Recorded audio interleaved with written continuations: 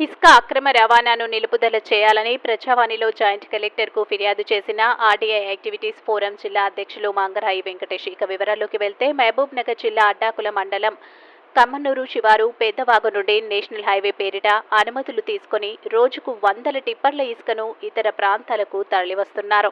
పేరూరు దగ్గర Rajiv canal bridge దగ్గర ఇసుక తవ్వకాలు చేపట్టడంతో బ్రిడ్జి కూలిపోయే పరిస్థితిలో ఉంది. రేకులంపల్లి గ్రామ ప్రజలు ఇసుక తవ్వితే భూగర్భ జలాలు అడుగంటుతున్నాయని ఇసుక రవాణాను అడ్డుకునే ప్రయత్నం చేయగా ఇసుక కాంట్రాక్టర్ బెదిరింపులకు పాల్పడుతున్నారు. ప్రధాన పత్రికల్లో వార్త వచ్చినా ఇంతవరకు ఎలాంటి స్పందన లేదు. పెద్దవాగు పక్కనున్న రైతులు గోస పట్టించుకునే నాదుడే లేరని తీవ్ర ఆందోళన చెందుతున్నారు. ఇప్పటికైనా ప్రజాప్రతినిధులు ఉన్నతాధికారులు స్పందించి రైతులకు న్యాయం చేస్తూ పేరూరు కెనాల్ కాలవ నీళ్లు వెళ్లే బ్రిడ్జ్ ప్రమాద స్థితిలో ఉంది కాబట్టి కాపాడాలని కోరుతూ ఆర్డీఐ యాక్టివిటీస్ ఫోరం జిల్లా అధ్యక్షులు మంగరాయి వెంకటేష్ ఇసుక రవాణాను నిలిపివేయాలని ప్రజావాణిలో ఫిర్యాదు చేయడం జరిగింది.